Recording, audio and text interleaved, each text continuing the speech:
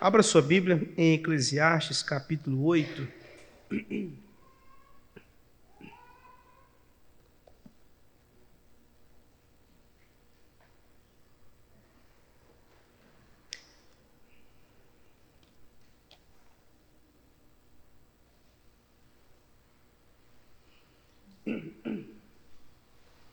Eclesiastes, capítulo 8, a partir do versículo 16.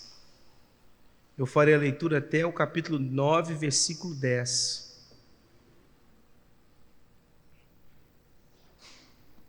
Eclesiastes, capítulo 8, a partir do versículo 16, até o capítulo 9, versículo 10. Eu farei a leitura e os irmãos estejam acompanhando.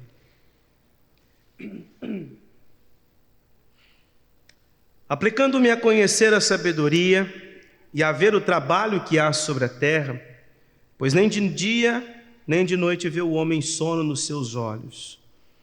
Então contemplei toda a obra de Deus e vi que o homem não pode compreender a obra que se faz debaixo do sol. Por mais que trabalhe o homem para descobrir, não a entenderá. E ainda que diga o sábio que a virá a conhecer, nem por isso a poderá achar.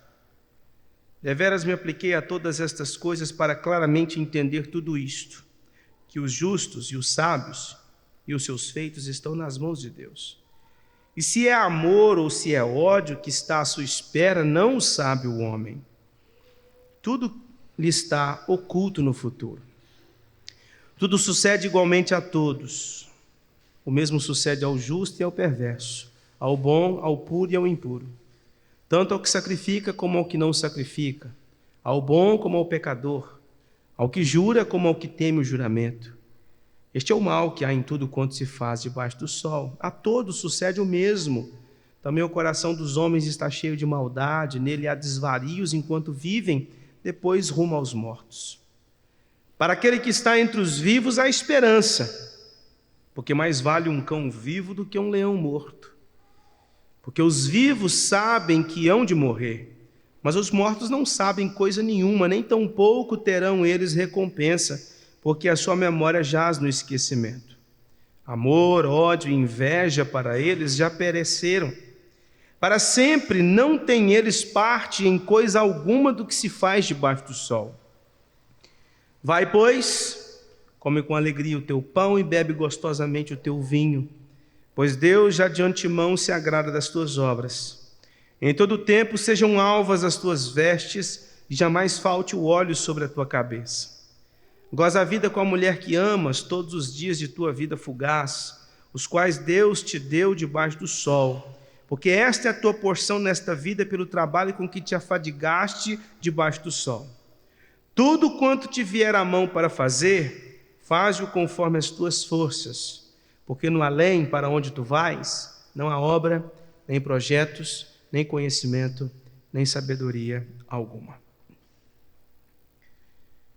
Irmãos, o objetivo de Salomão, no livro de Eclesiastes, é descobrir o sentido da vida. Os irmãos têm percebido isso a cada exposição que nós temos feito aqui, nós temos sempre lembrado os irmãos, o objetivo de Salomão é descobrir o sentido da vida. E ele faz essa busca do sentido da vida olhando para a vida. Por isso que você vai perceber que várias vezes no livro de Eclesiastes ele usará uma expressão, debaixo do sol. Porque ele está tentando entender a vida pela vida. Ele está tentando entender a vida olhando para as coisas de modo experiencial. Ele está experimentando a vida e tirando as conclusões. Então, por isso que Salomão está nessa busca e até agora ele mostra para nós que vaidade de vaidade, tudo é vaidade. E cada vez que Salomão procurava analisar as coisas, mais dificuldade ele encontrava, mais confusão. Quanto mais respostas ele procurava, mais perguntas ele tinha. Anteriormente nós vimos que Salomão afirma que a vida debaixo do sol ela é confusa. Nós vimos isso nos versículos 10 a 15 do capítulo 8.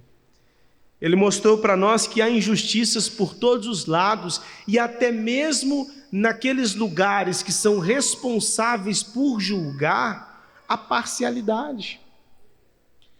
Nós vimos aqui que aqueles que estão com a autoridade, o poder para julgar, são parciais no julgamento. E nós percebemos que a justiça dos homens, ela é injusta. A justiça deste mundo, ela é injusta. E Salomão, então, começa a ficar cada vez mais confuso, pelo menos numa leitura debaixo do sol. Salomão disse, então, no capítulo 8, versículos 10 a 15, que temer a Deus é a grande saída para esse mundo confuso.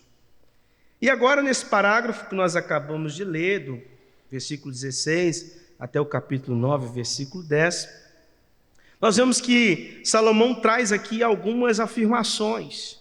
E em primeiro lugar, os versículos 16 e 17, Salomão diz que o trabalho do homem de procurar entender o mundo é um trabalho inútil.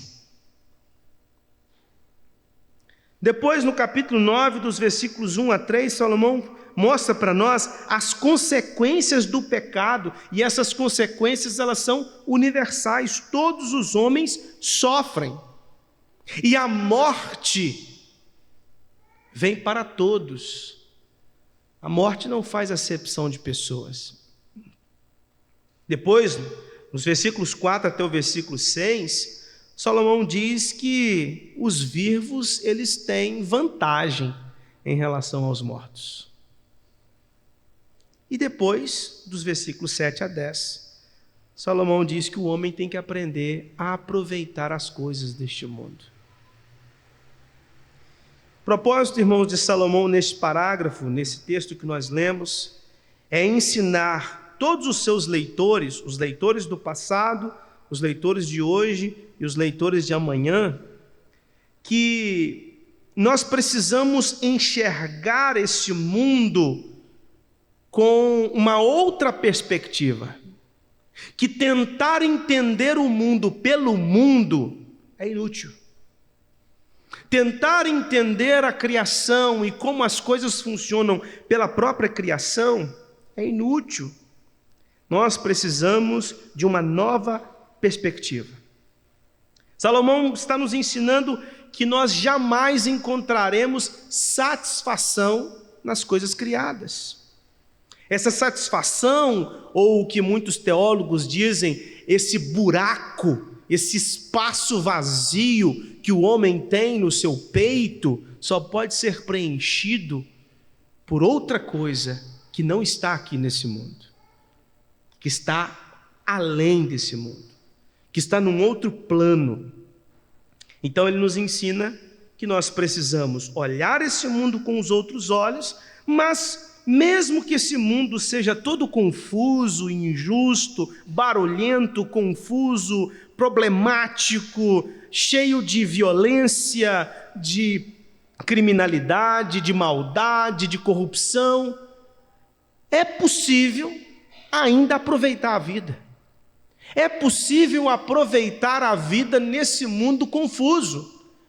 É possível aproveitar a vida nesse mundo que está de cabeça para baixo. Depende do ponto de vista. Essa é a grande questão. Depende do ponto de vista. Então, Salomão nos ensina nesse texto que nós precisamos glorificar a Deus desfrutando da vida nesse mundo caído. E a primeira coisa que ele nos ensina, a partir do versículo 16, é que a vida debaixo do sol, ela é incerta. Veja aí os versículos 16 e 17. Aplicando-me a conhecer a sabedoria e ver o trabalho que há sobre a terra, pois nem de dia nem de noite vê o homem sono nos seus olhos. Então contemplei toda a obra de Deus e vi que o homem não pode compreender a obra que se faz debaixo do sol, por mais que trabalhe o homem para descobrir, não a entenderá, e ainda que diga o sábio que a virá a conhecer, nem por isso a poderá achar. Ou seja, é inútil. Tentar entender a vida é um processo desgastante. Tentar entender por que as coisas estão acontecendo é desgastante. É desgastante tentar entender porque pessoas socialmente boas morrem cedo e pessoas socialmente más prolongam a sua existência. Tentar entender por que pessoas trabalhadoras não são prósperas e ladrões são prósperos é uma luta, uma tentativa desgastante. Então, Salomão está mostrando para nós aqui que tentar entender a vida pelos óculos deste mundo é algo extremamente desgastante.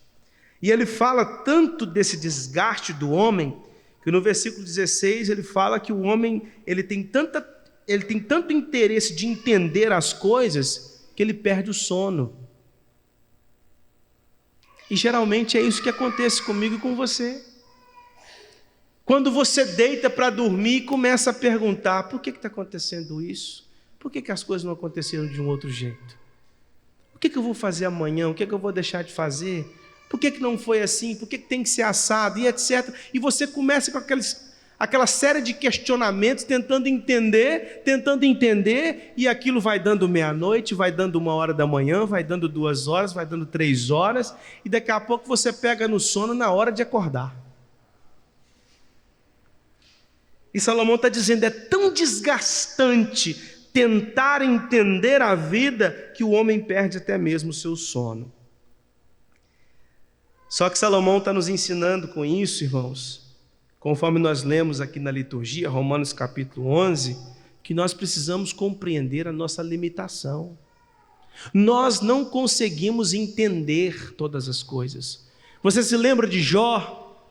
Jó fez uma série de questionamentos a Deus do porquê ele estava sofrendo e Deus não respondeu nenhuma de suas perguntas. Ele jamais recebeu da parte de Deus a resposta de suas perguntas. E às vezes eu e você sofremos nesta vida e fazemos uma série de questionamentos a Deus do porquê nós estamos sofrendo. E talvez é bem provável que você jamais saiba. Então, no lugar de se entregar à murmuração, nós precisamos reconhecer a nossa limitação. E reconhecer que a mente de Deus é uma mente perfeita. Oh, profundidade da riqueza, tanto da sabedoria quanto do conhecimento de Deus. Quão insondáveis são os seus juízos e inescrutáveis os seus caminhos. Ou seja, eu me recolho à minha insignificância, no lugar de tentar buscar respostas para todas as perguntas. Então, irmãos, a nossa fragilidade ela não deve nos conduzir à murmuração. Nós precisamos reconhecer que o nosso destino está nas mãos de Deus. Olha só o que diz aqui o versículo 1 do capítulo 9. Deveras me apliquei a todas estas coisas para claramente entender tudo isto, que os justos e os sábios e os seus feitos estão nas mãos de Deus. A minha vida, o meu destino, a minha história está nas mãos de Deus. Quando você nasce, Deus não dá para você o script da sua vida. Você não sabe o que há de acontecer, o que você sabe é o que aconteceu. Mas o que vem pela frente você não faz a mínima ideia. Quando um ator ou uma atriz vai gravar, ele recebe o script de como será a cena. Ele recebe da parte do autor daquela novela, ou daquele filme, daquela série, pelo menos uma ideia de como será a trama. E depois, no decorrer de cada gravação, ele vai recebendo o script. A gente não recebe o script da nossa vida. Você não sabe o que vai acontecer. Você só sabe o que aconteceu. Então o que nós precisamos fazer é entender que o nosso destino, a nossa história está nas mãos de Deus. A pergunta é, qual é esse destino? Eu não sei. Você também não sabe. E aqui, o texto diz assim: e se é amor ou se é ódio que está à sua espera, não o sabe o homem. Tudo lhe está oculto no futuro. O que espera para você amanhã? O que te espera amanhã? Receber um telefonema que você acaba de receber na sua conta, um depósito de 100 mil reais? Ou você vai receber um telefonema daquela pessoa que você tanto ama dizendo: estou com câncer. Ou você vai ao médico porque sentiu algumas dores e vai fazer alguns exames e vai descobrir que você está numa situação bem difícil. O que te espera? Momentos bons ou ruins? Agora, uma outra pergunta que eu faço para você: o que te espera no final da linha da vida? Salvação ou condenação? O que te espera no final de sua vida? Estar com Cristo ou estar recebendo a condenação eterna por causa dos seus crimes? Qual é o seu destino, se a sua vida e a minha vida estão nas mãos de Deus?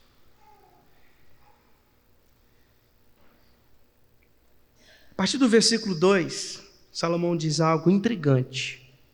Tudo sucede igualmente a todos. O mesmo sucede ao justo e ao perverso, ao bom, ao puro e ao impuro, tanto ao que sacrifica como ao que não sacrifica, ao bom como ao pecador, ao que jura como ao que teme o juramento. Este é o mal que há em tudo quanto se faz debaixo do sol. A todos sucede o mesmo.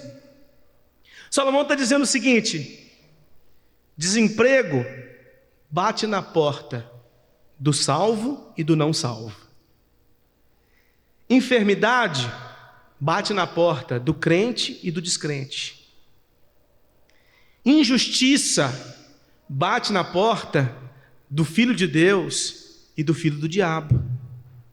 Violência acontece com os crentes e com os descrentes. Escassez dentro de casa acontece tanto com os ímpios quanto com os justos. E acima de tudo, a morte. A morte vem para o ímpio e a morte vem para o justo. A morte, então, irmãos, é a grande igualadora dos homens. E Salomão diz por quê que todas estas coisas acontecem com todo mundo sem distinção. Veja o restante do versículo 3. Também o coração dos homens está cheio de maldade. Porque o ímpio e o justo sofrem. Porque o ímpio e o justo morrem. Porque eles são pecadores. Deus disse em Gênesis capítulo 3 para a mulher: a partir de hoje, através de dores, você dará à luz filhos. Disse para o homem: a partir de hoje, a terra é maldita por sua causa. E desde então, as coisas estão acontecendo por consequência do pecado. E Deus disse para Adão: no dia que você comer do fruto, você vai morrer. E a morte então começa a existir na história humana. Então por que nós morremos? Por que nós sofremos? Porque nós somos pecadores. Às vezes nós ficamos assim, quando o sofrimento bate em nossa porta, a gente fica assim: o que eu fiz por merecer tamanho sofrimento? Eu tenho uma resposta para você: você é pecador. A coisa mais natural na vida de pecadores é sofrer. Agora, se você quiser uma pergunta assim, de qual o propósito Deus tem nesse sofrimento, aí eu não tenho essa resposta para você. E talvez nem Deus vai te dar essa resposta. Mas a grande verdade é que o sofrimento na vida dos ímpios é um sofrimento para agonia. Mas o sofrimento na vida do salvo é para torná-lo mais parecido com Cristo, é para lapidá-lo, é para moldá-lo, é para edificá-lo, é para sustentá-lo, é para fortalecê-lo. Por isso que Tiago disse: tende por motivo de muita alegria o passardes por várias provações. Não é uma não, são várias. Por quê? Porque a provação produz em nós as virtudes de Cristo. Então a provação é uma espécie de espremedor para que o suco de Cristo saia em nós. Tanto ímpios quanto justos sofrem. Todos os homens são pecadores. Lá no capítulo 7, versículo 29, Salomão já tinha dito: eis o que tão somente achei, que Deus fez o homem reto, mas ele se meteu em muitas astúcias. Ou seja, nós vivemos num mundo caído, por isso que existe injustiça, por isso que existe tanta confusão neste mundo, por isso que existem adversidades e é por isso que existe morte. Agora, o restante do texto, versículo 4 a 6, olha o que diz Salomão: para aquele que está entre os vivos há esperança, porque mais vale um cão vivo do que um leão morto. Porque os vivos sabem que hão de morrer, mas os mortos não sabem coisa nenhuma, nem tampouco terão eles recompensa, porque a sua memória já jaz no esquecimento. Amor, ódio e inveja para eles já pereceram, para sempre não têm eles parte em coisa alguma do que se faz debaixo do sol. Então Salomão está dizendo para nós aqui que os vivos eles têm uma certa vantagem em relação aos mortos.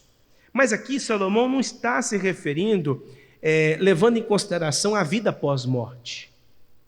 O que ele está querendo dizer é o seguinte: para os mortos, amor, ódio, inveja, acabou.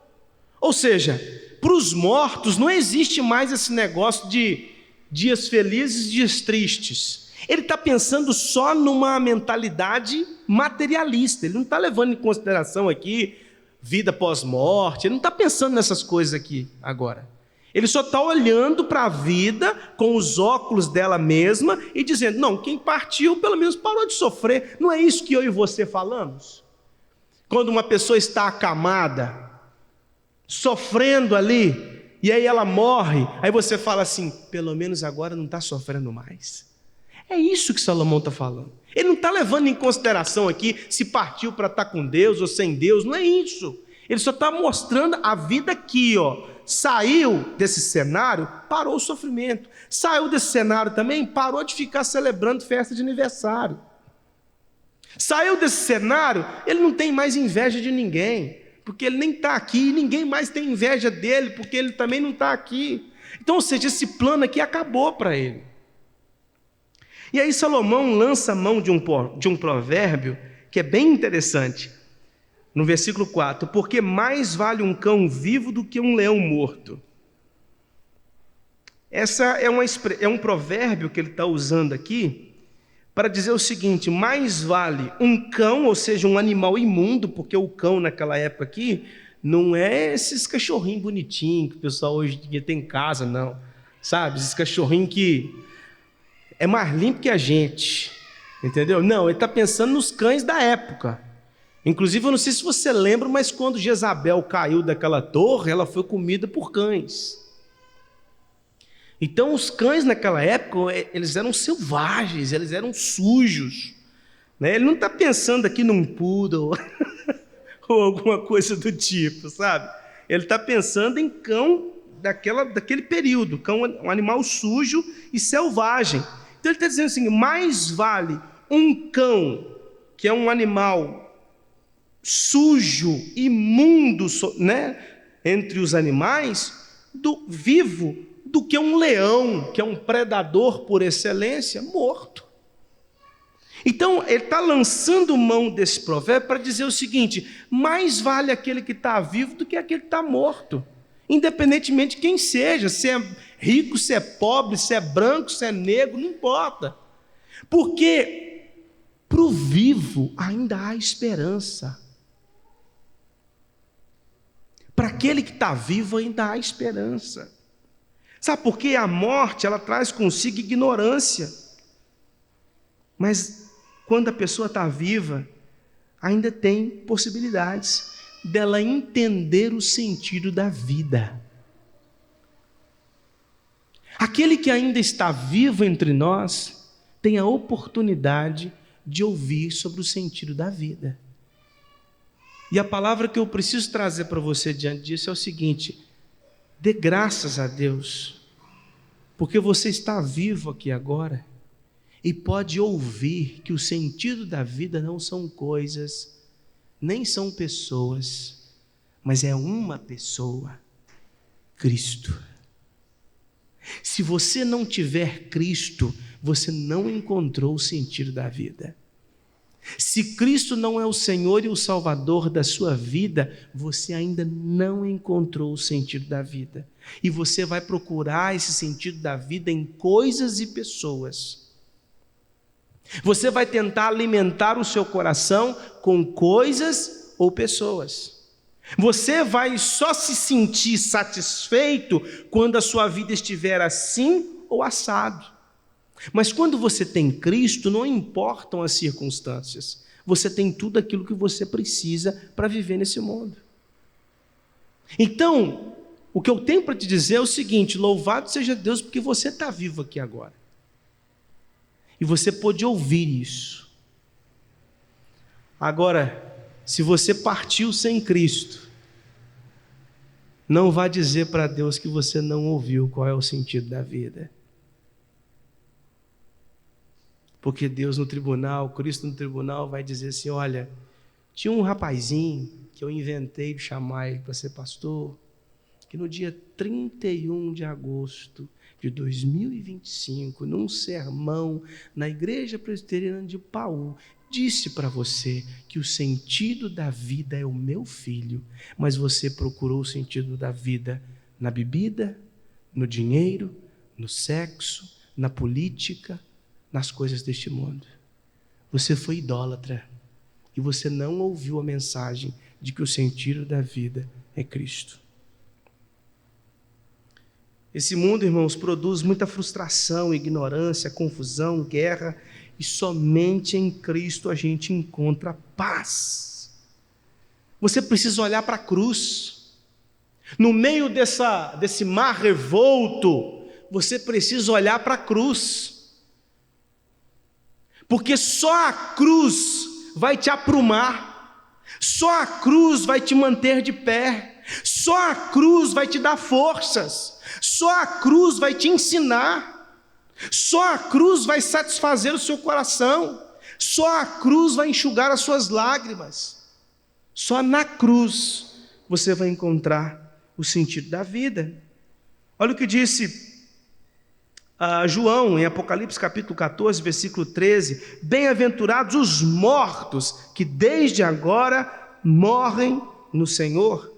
Também disse Paulo em Filipenses capítulo 1, versículos 21 e 23: porquanto para mim o viver é Cristo e o morrer é lucro, entretanto se o viver na carne traz fruto para o meu trabalho, já não sei o que hei de escolher, ora de um e outro lado estou constrangido, tendo o desejo de partir e estar com Cristo, o que é incomparavelmente melhor.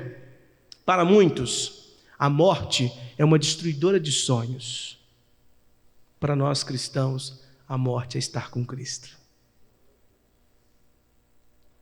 Para muitos, a razão de viver é um relacionamento. A razão de viver é uma pessoa. A razão de viver é o dinheiro. A razão de viver é a saúde. A razão de viver é a família. A razão de viver é se houver um governante X, Y ou Z no governo do meu país.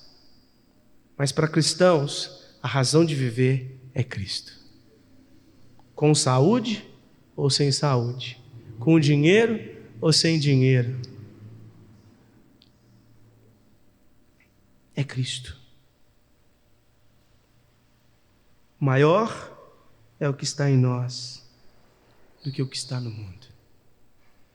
A partir do versículo 7, Salomão, então, depois de mostrar que a vida debaixo do sol ela é incerta, ele vem agora a partir do versículo 7, dizendo para nós que a vida é boa. Só que a vida é boa sob uma nova perspectiva. Vai, pois, ou seja, diante disso que eu disse, esse pois aqui tem essa ideia, né? Vai, pois, come com alegria o teu pão e bebe gostosamente o teu vinho, pois Deus já de antemão se agrada das tuas obras. Em todo o tempo sejam alvas as tuas vestes e jamais falte o óleo sobre a tua cabeça. Goza a vida com a mulher que amas todos os dias de tua vida fugaz, os quais Deus te deu debaixo do sol, porque esta é a tua porção nesta vida, pelo trabalho com que te afadigaste debaixo do sol. Tudo quanto te vier à mão para fazer, faze-o conforme as tuas forças, porque no além, para onde tu vais, não há obra, nem projetos, nem conhecimento, nem sabedoria alguma. No versículo 7 ele diz: pois Deus já de antemão se agrada das tuas obras. No versículo 9 ele diz: os quais Deus te deu debaixo do sol. Ou seja, o que Salomão está dizendo é o seguinte: aproveita a vida como bênção, como dom, como presente de Deus. No lugar de ficar murmurando, tentando entender, tentando procurar as respostas para todas as perguntas que você tem, tentando entender por que as coisas são assim, por que deixaram de ser assado, tentando entender por que isso aconteceu, por que deixou de acontecer, por que eu estou vivendo isso, por que eu não estou vivendo aquilo, por que em casa é assim ou por que em casa é assado. No lugar de ficar procurando essas respostas, que muitas vezes você não vai encontrá-las, ele dá 3 orientações. A primeira orientação que ele dá aqui: vai, pois, come com alegria o teu pão e bebe gostosamente o teu vinho, pois Deus já de antemão se agrada das tuas obras. Em todo o tempo sejam alvas as tuas vestes e jamais falte o óleo sobre a sua cabeça.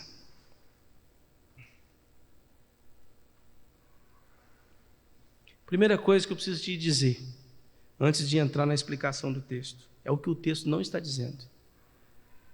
Olha o que disse Lutero: Salomão não está incentivando uma vida de prazer e luxúria, típica daqueles que não percebem essa vaidade, pois isso significaria colocar lenha na fogueira. Mas ele está falando de homens santos que percebem a vexação e as dificuldades do mundo. São os seus corações deprimidos que ele pretende encorajar. Encorajar como? Encorajá-los a viver a vida da melhor maneira, glorificando a Deus em tudo que fazem. O foco na vida não é procurar as respostas das perguntas. O foco na vida é glorificar a Deus. Não é essa a grande pergunta do primeiro do catecismo maior, breve catecismo, né? Que todo presbiteriano sabe. Qual o fim principal do homem? Glorificar a Deus e se deleitar nele. Então, glorifica a Deus, se deleita em Deus. Como? Comendo e bebendo, festejando. Vai ser feliz. E essa alegria aqui como fruto do Espírito. Nós lemos lá na liturgia. Fruto do Espírito, amor, alegria. Ou seja, se alegre em Deus, se regozije em Deus, seja grato, seja contente. Então, meu filho, vai comer, vai beber, usufrui daquilo que Deus te deu. O versículo 8 fala assim: em todo o tempo sejam alvas as tuas vestes e jamais falte o óleo sobre a tua cabeça. Sabe o que ele está querendo dizer? O seguinte: vai lá e coloca uma roupa bonita, põe um perfume e vai curtir a vida. No lugar de ficar aí sentado no quarto, se remoendo, perguntando: por que isso está acontecendo? Por que isso deixou de acontecer? Por que eu estou assim? Cara, levanta, vai viver a vida. Vai comer, vai beber. E aqui eu preciso dizer, eu já disse para os irmãos várias vezes, a Escritura não condena o uso da bebida alcoólica, ela condena a falta de moderação no uso, ou seja, a embriaguez. Nós vimos isso na exposição em Efésios, capítulo 4, mas também a Escritura não faz apologia. Vale ressaltar que aqueles que tiveram problemas ou têm problemas com álcool, é bom que se abstenham. Entretanto, a Bíblia não proíbe aquele que queira fazer uso da bebida. Por isso que o texto diz: vai, come com alegria o teu pão e bebe gostosamente o teu vinho. Vai comer e vai beber. Você não quer tomar vinho? Toma Coca-Cola. Não quer tomar Coca-Cola? Toma suco de laranja. Não quer tomar suco de laranja? Toma água. Mas a questão é: festeja a vida. Deus te deu o que comer, Deus te deu o que beber, Deus te deu o que vestir. Deus te deu pessoas que estão ao seu lado para festejar com você. Agora você vai ficar chorando. Detalhe pequeno: usufrui do tempo que você tem. A vida é curta. A morte vai chegar. E você vai ficar só no quarto, remoendo. Olha o que disse Paulo em 1 Timóteo, capítulo 4, versículo de 1 a 5. Ora, o Espírito afirma expressamente que nos últimos tempos alguns apostatarão da fé por obedecerem a espíritos enganadores e a ensinos de demônios pela hipocrisia dos que falam mentiras e que têm cauterizado a própria consciência, que proíbem o casamento e exigem a abstinência de alimentos que Deus criou para serem recebidos com ações de graças pelos fiéis e por quantos conhecem plenamente a verdade, pois tudo que Deus criou é bom e recebido com ações de graças, nada é recusável, porque pela palavra de Deus e pela oração é santificado. Então, meu filho, veste uma roupa bonita, coloca aquele perfume da Carolina Herrera,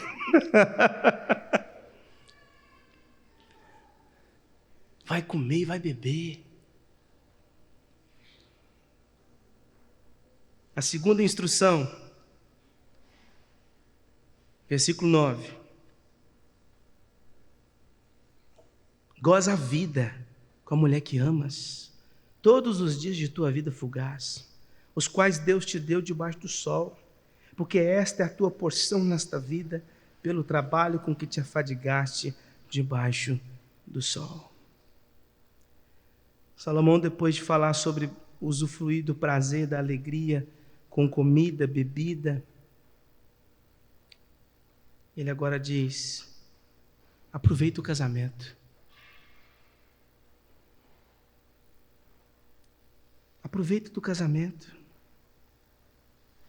Curte a sua casa, curte a sua esposa, curte os seus filhos, mas de modo bem específico ele está falando: curte a sua esposa.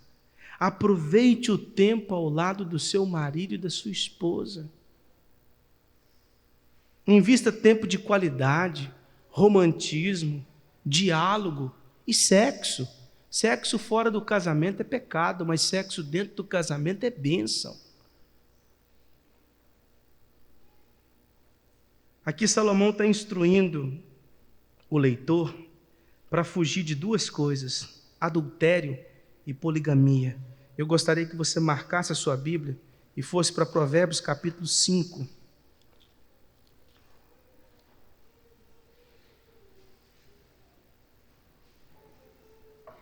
Provérbios capítulo 5. Eu farei a leitura de todo o texto, então acompanhe aí, a partir do versículo 1. Filho meu, atende à minha sabedoria, a minha inteligência inclina os ouvidos para que conserves a discrição e os teus lábios guardem o conhecimento. Porque os lábios da mulher adulta destilam favos de mel, e as suas palavras são mais suaves do que o azeite. Mas o fim dela é amargoso como o absinto, agudo como a espada de dois gumes. Os seus pés descem à morte, os seus passos conduzem ao inferno. Ela não pondera a vereda da vida, anda errante nos seus caminhos e não sabe. Agora, pois, filho, dá-me ouvidos e não te desvie das palavras da minha boca. Afasta o teu caminho da mulher adúltera, não te aproximes da porta da tua casa, para que não des a outrem a tua honra, nem os teus anos a cruéis, para que dos teus bens não se fartem os estranhos e o fruto do teu trabalho não entre em casa alheia. E gemas no fim de tua vida, quando se consumirem a tua carne e o teu corpo. E digas: como aborreci o ensino, e desprezou meu coração a disciplina. E não escutei a voz dos que me ensinavam, nem a meus mestres inclinei os ouvidos. Quase que me achei em todo o mal que sucedeu no meio da assembleia e da congregação.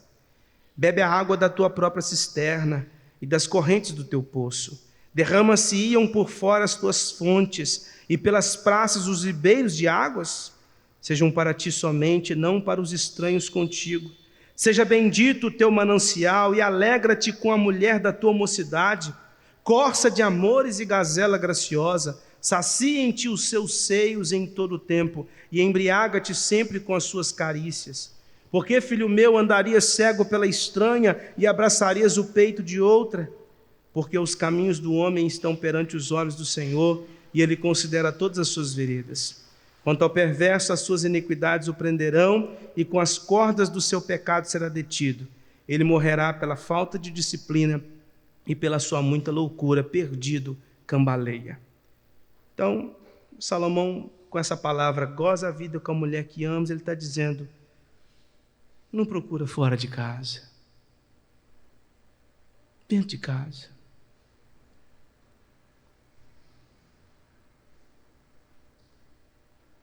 Não tenha mais que uma. E aí, talvez, existem aqueles casais que talvez estão aqui e passam por momentos difíceis no seu casamento. Talvez casais que não estão vivendo esse tempo. Mas Salomão nos ensina a renovar os votos. Prometo amar-te. E eu gostaria de trazer aqui uma palavra de Philip Ryken que diz assim, abre aspas, a essa altura alguns maridos e também muitas esposas se sentirão tentados a reclamar que suas esposas ou maridos não são fáceis de serem apreciados. O romance do casamento se foi há muito tempo e às vezes até mesmo a amizade parece ter acabado. Se esse for o caso, então precisamos observar exatamente como o pregador formula sua ordem. A esposa que devemos desfrutar é também a esposa que devemos amar. Talvez seja difícil se deleitar com a sua esposa ou seu marido neste exato momento. Mas será que você consegue obedecer pelo menos a ordem de Deus de amar? Fecha aspas. Disse Paulo, o amor jamais acaba. O amor é uma decisão, é uma escolha. Se Deus se baseasse em sentimentos para se relacionar conosco, Ele já teria nos abandonado há muito tempo. Mas porque Ele escolheu nos amar. Ele escolheu estar conosco, mesmo que nós sejamos uma noiva adúltera. Nós somos uma noiva adúltera. O que nós fizemos aqui na hora da liturgia? Quando nós lemos Gálatas capítulo 5, e eu pedi a você para que fizesse o quê? Fizesse uma autoavaliação e pedisse a Deus que você fosse perdoado pelos pecados que você cometeu. Então, se Deus fosse se basear pelos sentimentos em relação a nós, Ele já teria nos abandonado. E é por isso que você não pode jamais basear o seu casamento nos seus sentimentos, mas no amor que você decidiu ter pela pessoa que está ao seu lado. Aos solteiros e os demais irmãos, fica a orientação de desfrutar da família, desfrutar dos amigos, desfrutar das pessoas que estão ao seu lado, porque essa palavra também pode ser aplicada no âmbito familiar. Então, aproveita da sua casa, aproveita da sua família, aproveita com seus amigos. E agora no versículo 10, Salomão diz, tudo quanto te vier a mão para fazer, faze-o conforme as tuas forças, porque no além, para onde tu vais, não há obra, nem projetos, nem conhecimento, nem sabedoria alguma. Trabalha. Depois de comer, beber, festejar, depois de o cuidar do casamento, agora, meu filho, põe o uniforme, vai trabalhar. Vai trabalhar, vai ocupar sua mente com serviço. Vai trabalhar, vai pôr em prática as habilidades que Deus te deu. Deus te deu habilidades. Deus te deu capacidades, Deus te deu dons. Usa. Glorifica a Deus trabalhando. O pessoal às vezes acha que trabalho é uma penalidade pós-queda. Não, o trabalho vem antes. Nós somos chamados para trabalhar e nós vamos continuar trabalhando até o fim e nós vamos trabalhar na eternidade também. A gente nunca vai parar de trabalhar. Se Deus não para de trabalhar, por que nós pararíamos de trabalhar? Trabalho é bênção e trabalho é uma forma de glorificar a Deus. Olha o que disse o puritano William Perkins. Desculpa. Devemos estar atentos a 2 pecados condenáveis, com base nesse texto. O primeiro é o ócio, quando negligenciamos ou omitimos as obrigações do nosso chamado. O segundo é o desleixo, quando elas são realizadas de forma desleixada ou descuidada. Então o que ele está dizendo é o seguinte: tudo quanto te vier à mão para fazer, faze-o conforme as tuas forças. Dê o seu melhor. Dê o seu melhor no seu trabalho.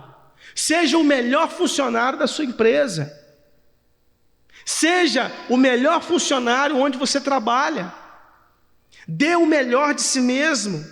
Não se entregue ao ócio, não se entregue ao desleixo, não se entregue ao descuido. Faça tudo para Deus.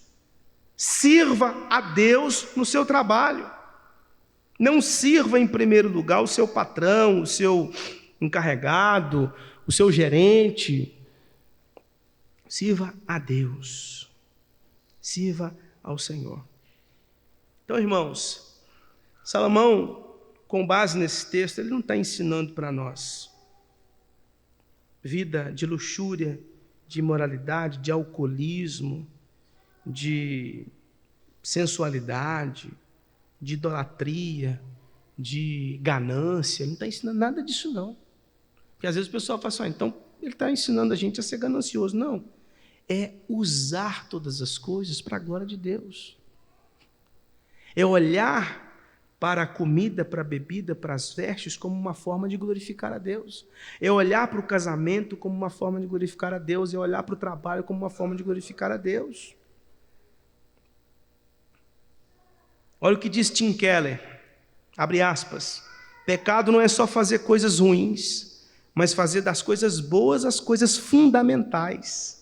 É tentar estabelecer uma identidade própria, tornando qualquer coisa mais central para o seu significado, propósito e felicidade do que o seu relacionamento com Deus. Então, ou seja, se você idolatra o seu casamento, se você idolatra o sexo, se você idolatra o dinheiro, se você idolatra o trabalho, se você idolatra os bens, se você idolatra as pessoas, então sim, você está agindo errado, porque você está usando as coisas de um modo equivocado.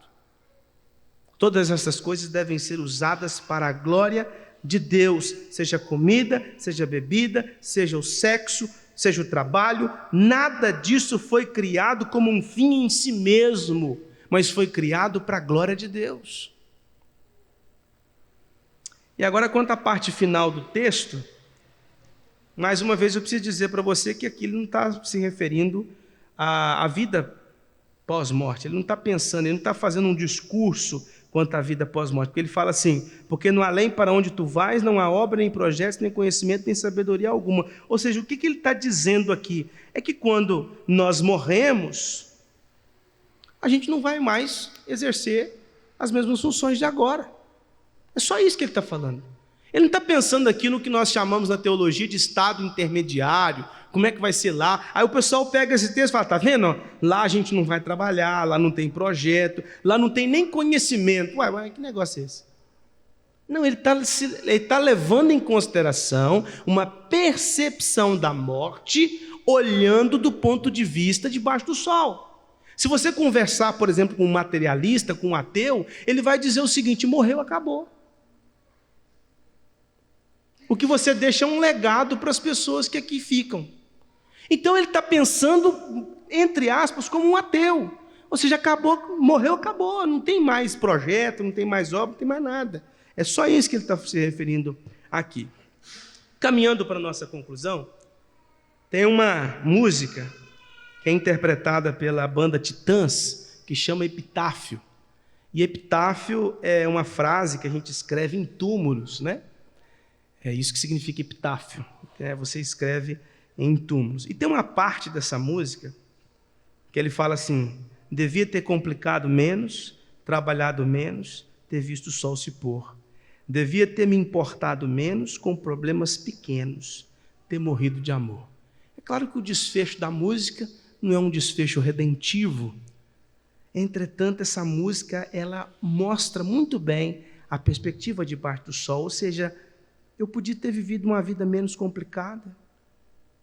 Eu podia ter trabalhado menos, porque aí eu teria mais tempo com as pessoas que eu amo. Eu teria aproveitado a vida, ter visto o sol se pôr. Eu podia ter me importado menos com problemas pequenos. Eu dei tanta importância para coisas pequenas. E eu podia ter usufruído mais do meu cônjuge, ter morrido de amor. Eu podia ter tido um casamento melhor. A música ela não tem um desfecho redentivo, mas nós entendemos que só é possível ter uma vida menos complicada, ter uma cosmovisão que trabalha menos, usufruir da criação, viver com as pessoas da melhor maneira possível e cuidar de um casamento para que esse casamento seja saudável quando nós estamos em Cristo Jesus. Quando nós estamos em Cristo, a forma como nós enxergamos as coisas mudam. E as respostas que nós tanto procuramos nessa vida, elas estão em Cristo. Isso não significa que a gente vai encontrar em Cristo todas as respostas que nós gostaríamos de encontrar, mas que Cristo preenche tudo que o nosso coração precisa. Assim como ele fez com Jó, não dizendo para ele por que ele estava enfrentando tudo que enfrentou. Mas Jó pôde dizer: eu sei que o meu Redentor vive. E Jó também disse no final: antes eu te conhecia só de ouvir, mas agora os meus olhos te viram. Então, irmãos, nós somos chamados a servir a Deus, mesmo quando a gente não está entendendo absolutamente nada do que está acontecendo. Alguém chega para você: como é que está a sua vida? Rapaz, eu não sei nem onde eu estou. Mas eu estou servindo a Deus. Eu estou glorificando o nome de Deus. Eu estou aproveitando desta vida, mesmo não tendo todas as respostas que eu gostaria de ter. Então, querido, vive a vida para a glória de Deus, enquanto você está nessa história do lado de cá. Porque depois que nós partirmos, nós glorificaremos ao Senhor plenamente. Mas esse partir para estar com Cristo. E a pergunta que eu faço é: qual é o destino da sua vida? Conforme o que disse aqui Salomão. É a eternidade com Cristo ou é sem Cristo? Espero que você tenha a resposta.